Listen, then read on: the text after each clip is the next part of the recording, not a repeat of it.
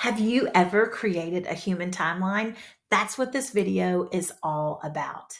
This lesson idea comes from third grade, Unit 5, Activity 2 on Georgia Inspire. Have you ever been there? If not, why in the world not? The address is there for you on the bottom of your screen. Check it out. It has amazing resources, lesson ideas, activities, source sets, everything you need to support the instruction in your social studies classroom. If you have any questions or unsure about how to use Inspire, you can go to our tiny video playlist. We have lots of Inspire videos there. Also, our instructional activity video playlists are full of ideas for how to use Inspire in your classroom. So let's jump right in. Today, we are going to focus on creating a human timeline. The first thing you're going to do is make a list of the significant events you want your students to remember. If you're talking about a historical figure, it may be the events leading up to or the events during and after their life. If you're talking about an event or a battle, it might be the things that happened before, during, and after. It might be something that's already laid out for you in your standards.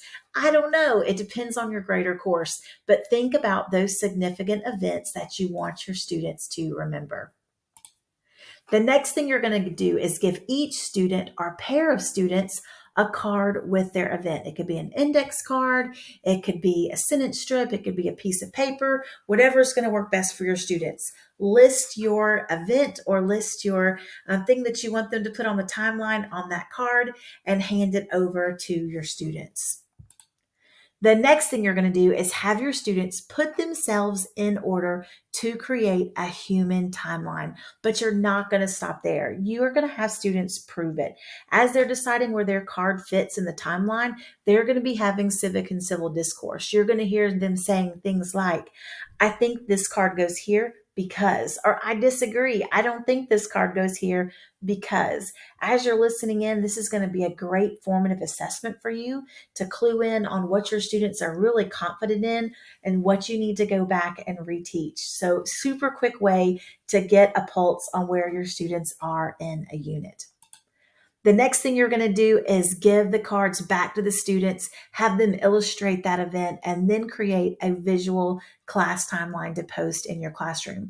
One thing that you may want to consider as you're creating those cards, you may want to put something on the back of the card so students can know when they have their timeline in the correct order. I would discourage you from using numbers because we know our students are super smart and sometimes they can figure out the number system and how it works. So you may want to consider putting a word on the back of each card, and as the timeline is completed correctly, it will spell out a sentence or a phrase related to the unit.